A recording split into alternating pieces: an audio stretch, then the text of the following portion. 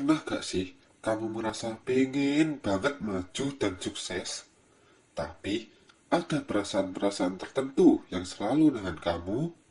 Kayak, gue takut salah, nanti kalau gagal gimana ya? Duh, malas ah. Atau mikirin omongan orang yang bikin kamu gengsi. Kalau iya, kamu gak sendirian. Ternyata, yang paling sering menghalangi kita bukan masalah dari luar, tapi perasaan-perasaan negatif yang ada di dalam diri kita sendiri.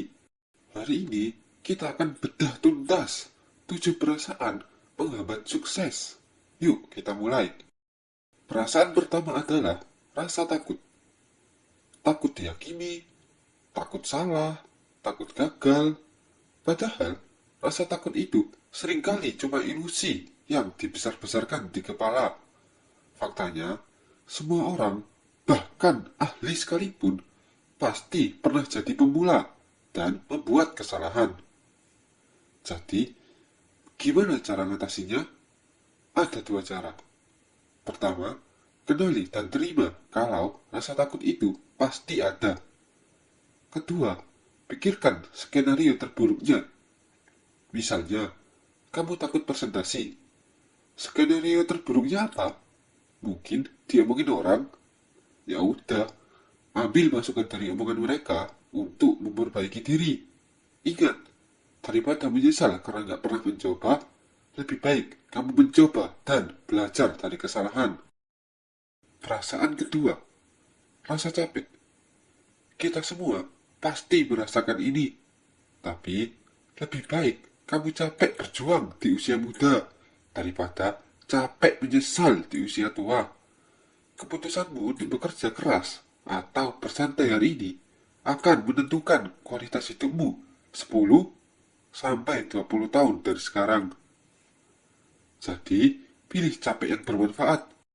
Lebih baik capek olahraga sekarang demi kesehatan masa tua daripada capek bolak-balik ke rumah sakit. Lebih baik capek belajar ilmu bisnis sekarang daripada capek menanggung kerugian besar di masa depan. Rasa sakit itu sementara, penyesalan itu selamanya. Perasaan ketiga, rasa malas. Ini musuh sejuta umat kan? Rasa malas itu kayak virus. Kalau dibiarkan, dia bakal menyebar dan jadi kebiasaan buruk yang susah banget dihilangin. Kuncinya adalah mempermudah langkah awal. Kalau kamu lagi malas olahraga, jangan lakukan target lari 5 km. Mulai saja dengan lari 20 detik atau push up 5 kali. Tujuannya bukan untuk langsung capek, tapi untuk membentuk kebiasaan. Setelah kebiasaan itu terbentuk, secara alami, kamu akan bisa meningkatkan intensitasnya. Ingat, langkah terkecil pun lebih baik daripada tidak sama sekali. Perasaan keempat, rasa gengsi. Ini juga sering jadi penghambat. Banyak yang nggak mau memulai bisnis kecil-kecilan karena takut diomongin teman atau gengsi dapat kerjaan yang dianggap kelas bawah. Sadar nggak sih kalau sebenarnya nggak ada yang benar-benar peduli sama hidup kita? Semua orang sibuk sama urusannya masing-masing. Gengsi itu nggak akan bikin kamu kaya. Jadi, lakukan aja apa yang harus kamu lakukan. Selama itu halal dan jujur, jangan peduli omongan orang. Karena pada akhirnya, setiap orang akan melupakanmu. Biarkan mereka ngomong. Yang penting, kamu maju. Perasaan kelima, rasa tertekan. Hidup ini memang penuh tekanan. Orang kaya punya masalahnya sendiri. Orang miskin juga. Merasa tertekan itu normal. Tapi, membiarkannya menguasai kita, itu yang gak boleh. Bagaimana cara mengatasinya? Tulis semua masalah yang kamu hadapi. Setelah itu, fokus pada hal-hal yang bisa kamu kontrol. Lupakan masa lalu yang gak bisa kamu ubah. Pusatkan semua energimu pada masa sekarang dan masa depan. Lama-lama, kamu akan terbiasa dengan tekanan dan tahu cara mengatasinya. Perasaan keenam, rasa iri. Ini penyakit yang seringkali muncul karena media sosial.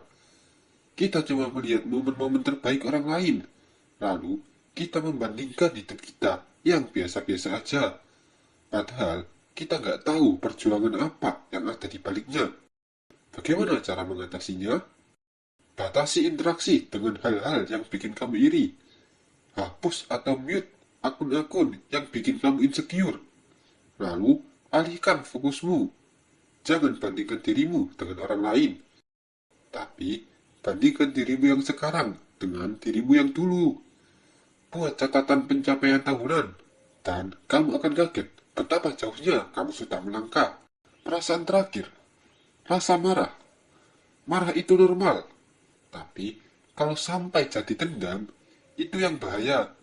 Kemarahan dan dendam itu merugikan diri sendiri, baik secara mental maupun fisik.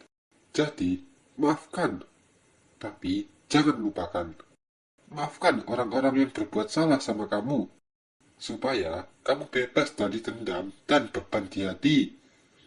Tapi, jangan lupakan perbuatan mereka. Ini penting supaya kamu nggak jadi orang polos, yang gampang ditipu lagi.